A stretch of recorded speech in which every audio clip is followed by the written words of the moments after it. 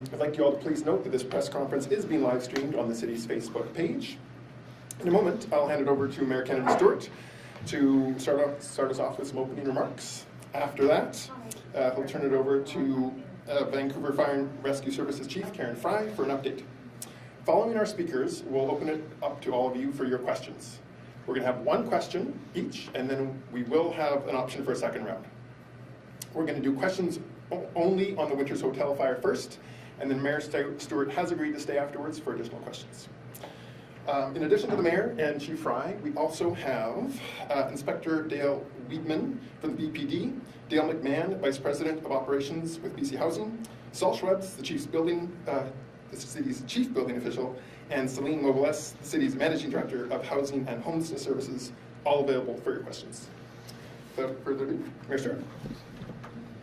Good morning, everybody, or afternoon.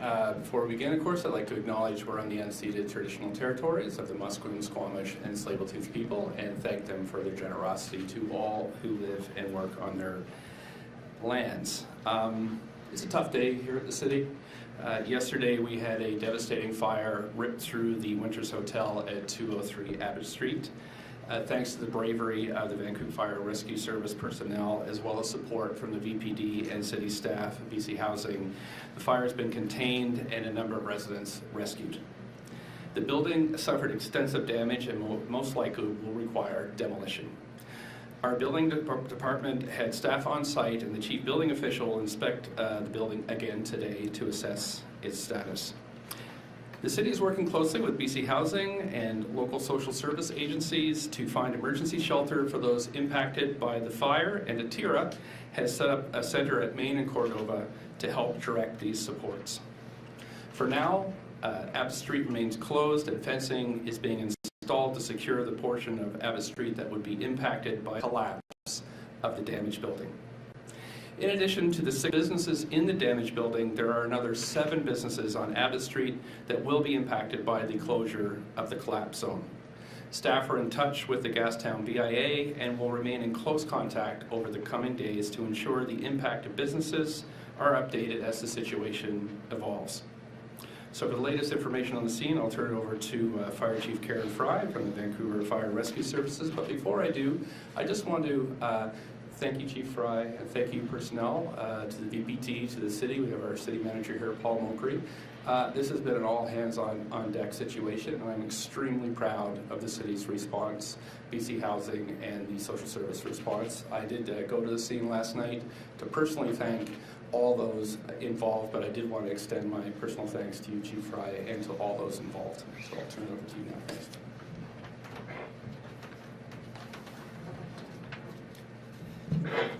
Thank you, and thank you, Mayor Stewart, for your kind words.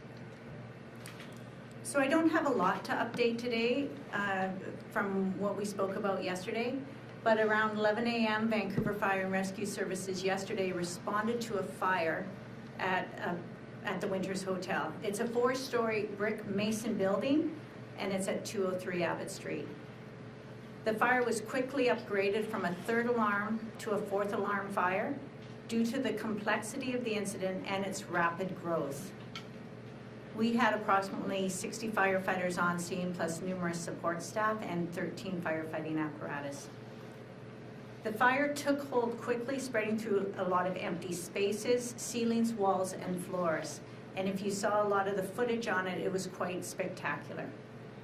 Our first arriving crews were immediately focused on people needing immediate rescue and medical attention. 5 people were taken to hospital. Our crews, our fire crews, I'm extremely proud of the work that they did. They valiantly and heroically rescued 6 individuals. 1 occupant had jumped from the top floor of the building and was located in the back side of the building in a really precarious spot, as well as various crews laddering the building on all corners to rescue individuals trapped inside. 2 of those individuals still remain in hospital today in stable condition. Our firefighters have extinguished the fires, but our crews remained on scene overnight to deal with hot spots. That mitigated at around 11 p.m. last night was the last hot spot that we found. 203 Abbott is the mayor has indicated, has suffered extensive damage from heat, flame, and water. This building houses some of our most precious residents in our city. And the impact to them is going to be very traumatic. And we are aware of that, and our hearts go out to all of those impacted, not only the residents, but to the businesses. The Gastown Hotel, located at 112 Water Street, was also heavily contaminated by smoke. Smoke is toxic, and it's full of contaminants and carcinogenics, and it cannot be occupied at this time. It is also within a collapse zone area, which our chief building inspector will be able to speak about. As the mayor stated, our chief building inspector will be issuing an immediate demolition order on this building, and until such time, that building will not be able to be occupied. We will be able to provide more information in due course regarding the fire investigation. It is a long process. It is currently in the infant stages of investigation, but we are maintaining Abbott Street closures and fencing to secure the perimeter. That is all I have at this time. Again, I'd really like to thank Vancouver Police, who really stepped up and helped secure the scene for us all day yesterday. Our city officials who were there on hand assisting us with building assessments, BC Ambulance, BC Housing, our emergency program, and everybody else that stepped up to help. It was a very vivid and dynamic scene. We had people in the community coming to see what was going on. We had worried family members on scene looking for their loved ones. And I think when I look back at everything that occurred yesterday, the work that the city did, not just our firefighters, but the city that came together as a whole to look after our occupants and residents, is truly remarkable. And for that, I am so proud. Thank you. Thanks so much. So with that, we can move to questions. Again, myself and Chief Fry are here for questions, but we do have a full array of agencies to take those. What has been the first impression about if it was arson or it was accidental? Right, to know the Chief. Yeah, thank you for that. In order to determine the result, we need to complete an extensive fire investigation. So preliminary fire investigations appear that it started on the second residential floor and moved up in the building, but that's where we're at right now, and it's going to take some time in order to do a complete investigation, talking to residents, talking to occupants, talking to our other investigators. Chief, I'm wondering about, we've been told that there was a fire inspection there recently with a report dated as recently as Friday. What orders were in that report, and were they followed? Were they put in place? Yeah, so the last fire inspection of the facility, full inspection occurred in September. And at that point in time, the building was identified as being satisfactory in nature for a fire inspection. On Friday, we did respond, and you may have heard, we did respond to a fire in that building. That was a fire that was contained to the room of origin, and a subsequent order for compliance was issued at that point in time. So was there somebody there? My understanding is that operators were told to do a 24-hour fire watch until the alarm system could be reset and would be fully operating. Did that happen? Was there somebody there watching, like a human fire alarm for around the clock? Yeah, so when we respond to fires or alarms ringing, generally we will always issue an order in any case that will have subsequent tasks or issues that have to be addressed. If that will all come out in our investigation, we don't know what has happened or not happened at this time. So we haven't had an opportunity to speak with all of those residents. That will come out in the investigation. So you don't know if there was... I do not know. I just want to clarify. Yeah, I do not know. One question per. Yeah. So To follow on that question, Yeah. I've also heard that there's concern that the fire extinguishers were empty or maybe not adequate because they had been fighting that fire earlier. Do you know if that was the case, or have you heard that? Yeah, I've heard that, same place probably you've heard that. I don't have that information either on whether But the that fire will be part of your extinguishers. investigation. That will also be part of our investigation. Was this building sprinklered? The building is a sprinkler building. All of our SROs in the city of Vancouver are sprinklered. Do you know if the sprinklers Sorry, went off? Jen, sorry, we're gonna just I try to do get it not out know. first, and then we can do a second. That Friday fire, you said it was contained to the room of origin. Was that the same room of yesterday's fire, and was that in the living quarters and not the commercial spaces? The fire did not start in any of the commercial spaces. Neither of the fires started in the commercial spaces, if that's that, and it did not start in the same room. On Friday. Correct. I spoke to 3 of the displaced tenants today. They say they heard a smoke alarm on the Friday fire, but yesterday they didn't hear any smoke alarms and they didn't see any of the sprinklers go off. Has your investigation confirmed any of that, or? I do not have any confirmation on whether the smoke alarms or the fire alarms were working or not working. It's our expectations that that will come out in our investigation. Other folks for a first question before we go on to round 2? Okay, second question. Go ahead. Can I ask about how many people have been displaced because of this, and also if the building was owned privately or the city property? Yeah, I'm going to turn that over to. Thank you for the question, and thank you, Mayor Stewart.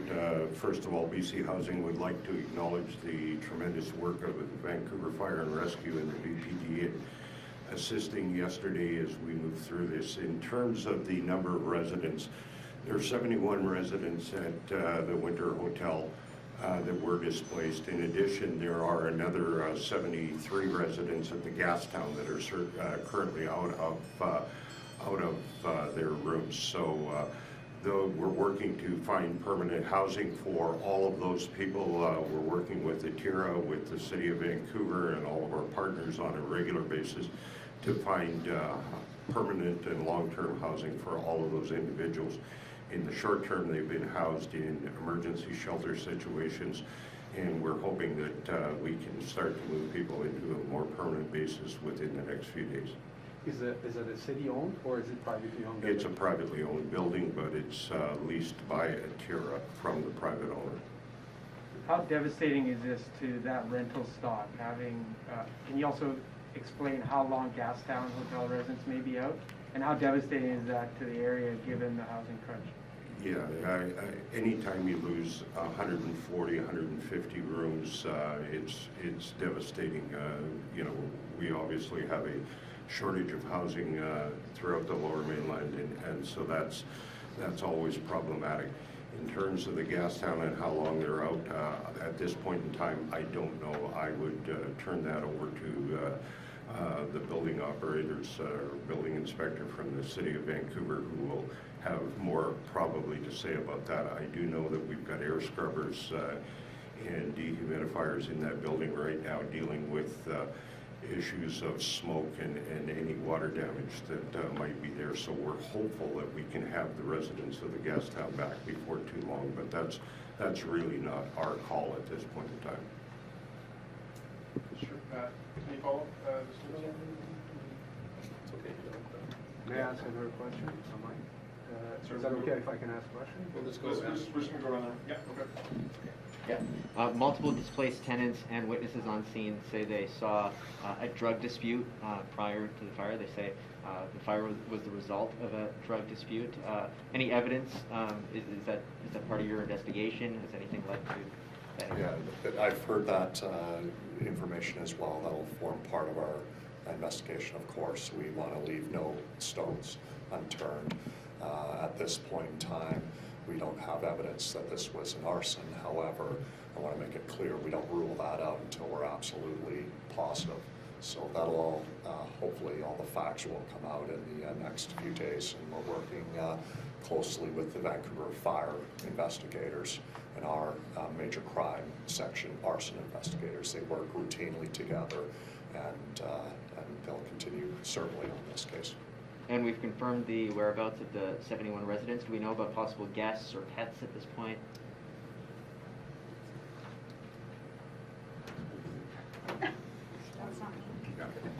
Yeah, at this point in time, we're led to believe that all 71 residents are safe. I know all but one have been actually located, and my understanding is that that one is believed to be staying elsewhere with friends or relatives, and people seem fairly certain that they're fine. So at this point in time, we believe that all the residents, all the staff, and any of the contractors that were in the building doing work at the time are all fine. As to pets, I have no update and no information on that. Guests as well, no update? Yeah, no, we don't believe at this point in time that there's an issue with any of the guests. But again, it's difficult for us to ascertain at any point in time and for the operator to ascertain who may have been visiting within the hotel. Given the vulnerability of SRO residents in the city, what are you all doing to ensure that this doesn't happen at another building? Well, we're always working with our operators on ensuring that the best practices are in place with respect to not only fire but a number of other issues that can occur. And certainly Vancouver has been very proactive in ensuring that SROs are sprinklered within the city, which is not the case in every municipality. So I know that you know, we're doing all we can, but as has been noted, this is a very vulnerable tenant base, and incidents do occur. Anyone we've missed for a second question? I have a question. Sure, Jeffrey. What was the circumstances of the fire on Friday? I'm just curious when it happened in the room. Good question. It was accidental in nature, and you know, we do go to multiple fires in SROs. They are a little higher risk, predominantly because of the occupants, the storage. They are higher risk than normal residential properties. It was accidental in nature, so it was not nefarious, and it was contained to the room of origin. So most of the time, that's what happens, and we don't hear about a lot of them in the media because our crews do such a fantastic job of getting on scene and mitigating it quickly. This one just had a different result, unfortunately. Maybe that's the question for BC Housing, that is there a smoking policy at that building and others? If you're asking me, is there a no smoking policy, the answer is no, I don't believe so. At all of them, or just that one building? Or? No, I don't believe we have a no smoking policy in any of the SROs that I'm aware of. Okay, I think Just a couple more. everybody. Come on, what's the harm? They're here, like, Go ahead. they're Okay, working. Jen, go ahead. So when I look at SRO building inspection reports, there's always a lot of stuff that comes up that is to do with fire and life safety, things like door closers not being put on properly. You know, sometimes the tenants will hang stuff from like various sprinkler lines and this sorts of thing. So there's always stuff in the building inspection reports that the inspectors are constantly finding that is related to fire and safety. So I'm just curious, you know, these buildings all have these issues. How confident are you that these issues are actually being addressed? Because they seem to come up in every inspection report. Yeah, thanks so much. In terms of larger SRO stock, I believe there's around 7,000 SRO rooms that are either privately owned or run by nonprofits. And these buildings are old, and they were not built for the current use. They were built for loggers coming downtown to Vancouver, having, you know, staying in a room, having a shared bathroom, and then going back to work. So now that we have people permanently living in these buildings and have for a very long time, conducting regular lives that are not resource sector based, they've well past their date. We took the extraordinary measure of expropriating, taking actions to expropriate two of these hotels, which because of their bad condition. So I have been in discussions with the provincial and federal governments about bringing an end date to privately owned SROs in the city of Vancouver. Those discussions have been going well. with Housing Minister David Eby and Federal Housing Minister Hassan. They're discussing, those discussions are continuing, but I think we're all united in that we think that these buildings need to come out of the private sector, and they need to be owned by government and operated by government, so we can ensure that the safety standards are maintained. And so that is a very large plan. Council is behind it. We passed a motion to that extent, and those negotiations are continuing with the two Those senior plans are levels. far in the future. What I'm talking about is what's happening right now. Yeah, what's happening right now is there's a record level of investment in the city in housing. As mayor, I've secured over $1 billion from senior levels of government to create 10,000 new rooms in the city. However, we are working with BC Housing, with the federal government to invest in existing housing. So the region and the Balmoral are examples of where we have a three-level agreement to demolish one of those buildings and to restore the other to a level where folks can live in them and conduct their lives in a dignified way. So, as I said, there's a huge stock of this inappropriate housing in the city. It's essential to the well-being of folks that are in need, but we're doing our best at this point to not only upgrade, but to make sure they're safe. And unfortunately, we had this very serious incident last night. At this point, it looks like we've avoided tragedy, although you might say losing 150 SRO rooms and how we're going to get those folks back on their feet and into safe, warm, dry housing is a huge challenge that I know you can see who's on the stage here. We're all united in making sure this happens. Just one last question to Chief Fry. I know we talked about the inherent risks to this type of housing. Has your preliminary investigation uncovered any other systemic risks to these buildings? New ones? Yeah, I think it's very important from my point of view that all buildings are sprinklered. In residential, and I know our City of Vancouver has a great bylaw that a lot of other municipalities don't have. We need it in our building codes, and we need new buildings to be sprinklered. And any opportunity we have to retrofit older buildings, especially when they're housing some of our vulnerable populations, they need to have sprinklers in fact in them. So hopefully that answers your question. But this Thanks, had Mike. sprinklers. Okay, we're gonna have to call it there, folks. Any additional questions, please feel free to email media@vancouver.ca. We will certainly get back to you right away. Thanks very much to all of our speakers. If anyone has a question not related to the Winters Hotel fire, Mayor Stewart is available for a few more minutes. Otherwise, thanks very much to our speakers today. Hi everybody, so we've got a few more time, just a little bit more time for off-topic questions. Hands up and I'll call on you individually. One question, one follow-up. Go ahead. It is not really off-topic, it's just still about the same thing. You Sure. talked about expropriation. What can the owners, like landlords, expect? When you say expropriation, that doesn't mean really fair market value a lot of time. What can they expect? Because the housing market and the price of the buildings in Vancouver are so high, and how you're budgeting for that. Yeah, so the safety of SRO occupants is top of mind here, and then making sure that we bring these buildings up to proper living standards. Like we've said, the city can take extraordinary actions like expropriation. In that instance with the Balmoral and the region, that got the ball rolling. But then those buildings were secured, one for demolition and one for rehabilitation. And the funding that will require has been negotiated with the senior levels of government. So with so many of these buildings in the city, we have to have a long-term plan. And Council has approved a long-term plan for SROs. I am now negotiating with the federal and provincial governments as to secure the capital that's needed to put that plan into effect. I feel very good about those conversations. I feel that both the federal and provincial housing ministers understand the dire circumstances of many of these buildings, and I think last night's fire and the repercussions over the coming weeks and months definitely underscore the need for that support. When is the Balmoral being Just demolished? 1 second. Do you have a follow-up? Yes, considering all these buildings are really old, and as the chief said, there are carcinogens in it.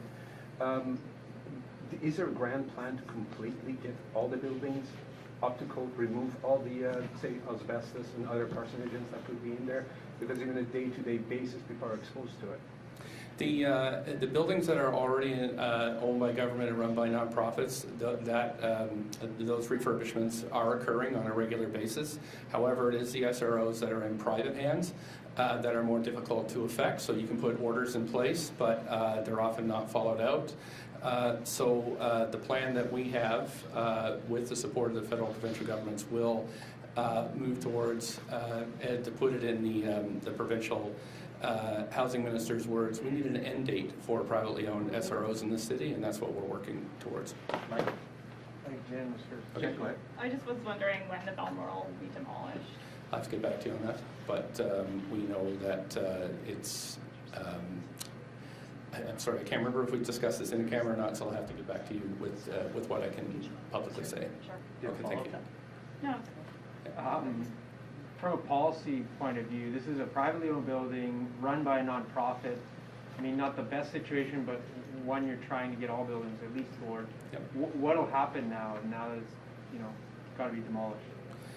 Yeah, well, that will be part of what we discuss as it's going forward. So that will be headed by our senior management and legal teams to see how the costs are distributed when those actions take place. But Abbott Street is blocked now because of a danger of collapse. So this has to take place very soon.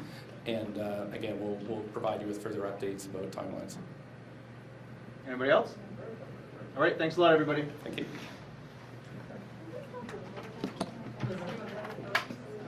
I used to really see housing. I can get that now. Okay. If you talk to Phoenix right there in the black, she'll see it. He's in the advisory, right? Sorry? His name was in the Yeah, advisory. Oh, okay, awesome, Yeah, thank you. yeah. You want to